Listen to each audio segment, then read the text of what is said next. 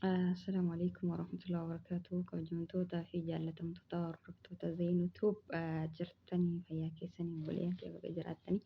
Ani haa jiraatu isiniin jedhaa hundi keessanuu mee chaanala kana sabiskiraayib godhaa laayik godhaa buleeyyantii harkaa gatiin kennitanii. Mee nama tokko nama fakkeenyaaf yoo ta'e banatee waan adda addaati gallakkisu kana jajjabeessaanii sheeru godhaa laayik godhaa. Mee laayikii godhaa irra caala laayikii godhaa buleeyyantii isin jedha walirratti addaan bannee turre walitti dachaan alhamdulillah rabbil alamin viidiyoodhaan illee uumaa walalumaa fi kanuma kan gadhiisa malee akkatti daariktii viidiyoodhaan waraabuun dhiise.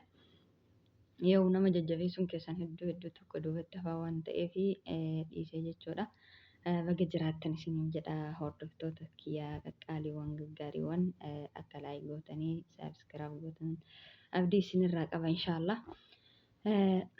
Maashaallah tabaarakallaa yoo rabbi biraa taate yoo isin na jajjabeessitan barumsa bareedaadhaan inshaallah yoo rabbi biraa taate dhufa inshaallah izni rabbiitiin na jajjabeessaa isiniin jedha.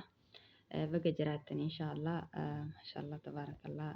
Warroonni biyya namaa keessa jirtan warroonni wallaahi garaagara na facaatanii bakka maratti iddoo mara keessa jirtan rabbiin kiyya inshaallah hin danda'a.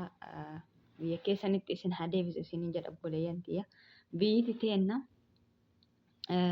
wallaahi laziim inshaallah biyyi wanni biyya ofii gaanaman jiran haa ta'u garuu biyyi keenya hedduu tokko rakkoo guddaa keessa jira akkuma waliin dhagahaa jirru jechuudha. Rakkoo ulfaataa, rakkoo jireenyaa, rakkoo dhala ilma namaatitti taphachuu, lubbuu baasuu dirasii jechuudha obboleeyyantii. Baay'ee tokko ulfaata wallaahi namatti ulfaata jechuudha. Akki jedhanii hin himan hin ulfaata. Kanaaf warri rabbiin isinii laafisee dalagaa harkaa qabdan osoo amma karoora mootummaan Suudii gadhiise kanatti fayyadamtanii iqaamaa baafattanii galtanii maatii keessan laaltanii haala biyya namaatii fi biyya ofii keessa deddeebi'uu kana yaalii akkasii osoo gootanii iqaamaa baafattanii iddoo tokko abdii guddaa qaba jechuudha. Maaliifuu haala mimijjeeffattanii warri abbaa manaa qabdanillee abbaa manaa keessanillee fiduudhaaf yaalii gootanii warri mootuu hin qabnellee biyya namaa tana keessatti ofirraa laallattanii bultii teessan ijaarattanii osoo iqaamaa walii baaftanii wal amantanii walii taatanii wal gargaartanii haala saniin wallaahi jiraattanii baay'ee barbaachisaadha jedhee yaada akka keessatti jechuudha.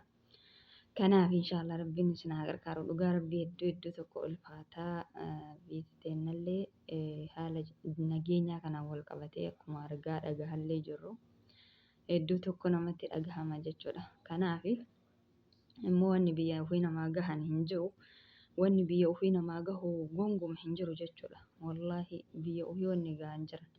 Duutullee qajeelaan awwaalamta abboo biyya tee keessatti. Jiraattullee argitee ka biyya kee keessatti haga tokko bilisummaadhaan jiraatta jechuudha. Biyya namaa tana keessa wanti hundi yoo mallaqa harkaa hin qabaatiin jireenya hedduu tokko ulfaataadha jechuudha.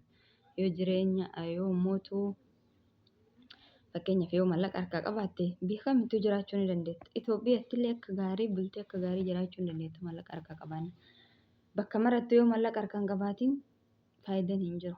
Mallaqni kan kee hiriyyaa keetii, obboleessa keetii, abbaa keetii, haadha keetii akkana ta'e jechuudha. Dhugaa rabbii zabana kana keessatti subhaanallah.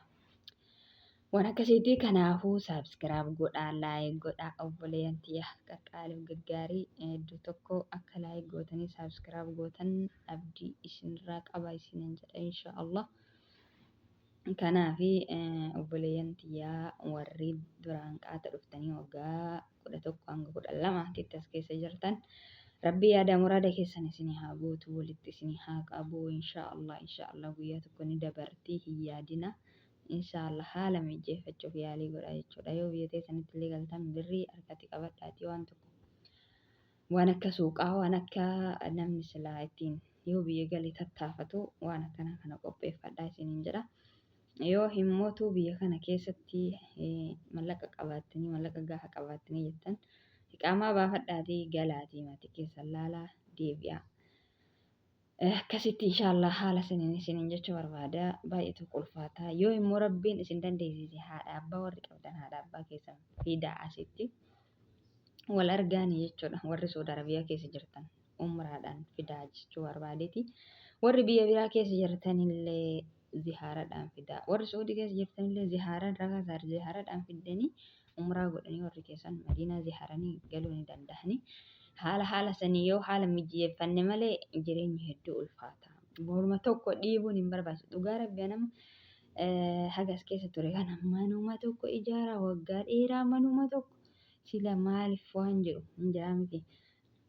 Maaliif bakka waan biraa mana kanarraa waan biraa hooyoo yaade waan biraatitti hooyoo garagalche maaluma naa qaba haga handaaraan baatitti akkatti bakka jireenyi na jibbisiisee kophaa kiyya gara na dhiibee garas dhiibee bakka haalli hedduu ulfaataa natti ta'u maaliifaan haala kana jijjiiruuf yaaliin goone jedhe yaada bareedaa wayii sammuu keessan haa dhufe jechuudha.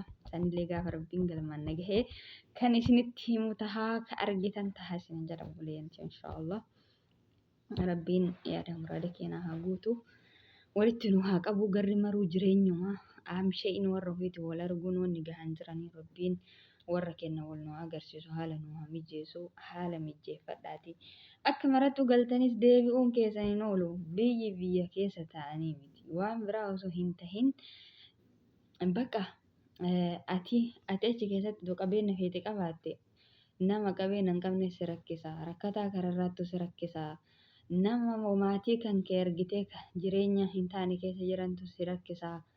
Waa baay'ee gufuu sitti taha ganama galgala suuqa yoo qabaatte suuqa kee dhaabatanii akka waan suuqiin sun miliyoonaan ol madditu achii mootummalleen dhawaata gibira kaanii jedhee birrii warra milishaa deemanii jedhee kaan jedhee isin darara jechuudha dhugaa rabbi.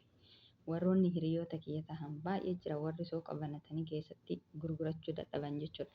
Wallahi hedduu tokko ulfaata haalli biyya keenyaa hedduu ulfaata. Waayis godhattu gurgurachuu hin dandeettu makiinaa bitattu oofuu hin dandeettu karaas hin dabarsan guyyaarraa harkas jala qaban akka waan makiinaa san keessa miliyoonni ol maddu ati qabeenya qabdaa dhageennan warri huura keessa jiru kunillee nama tokko fuudhee nama qabeenya qabu nama waa qabu nama suuqa qabu nama makiinaa qabu nama mana gaarii qabu irraa barreeffatanii halkan dhufanii itti duudanii fuudhanii birrii hagana kafala. Ammaatii kiyyarraa wallaahi lazim maatii kiyyarraa hedduu tokko jechuudha namatti dhagahama.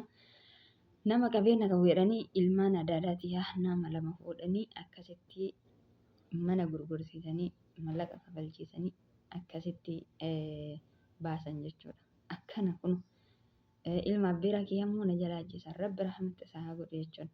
Hedduu tokko waan nama jibbisiisu ani biyya sana wallahi abdii irraa kutadhe jechuudha. Kanaaf isinillee haala mijeeffadhaa yoo galtanillee rabbiin isin haa tiisu yoo teessanillee haala mijeeffadhaatii taa'aa isiniin jechuu barbaade. Assalaamu alaikum warahmatullahi wabarakatuh. Sabiskiraayib godhaa laayik godhaa.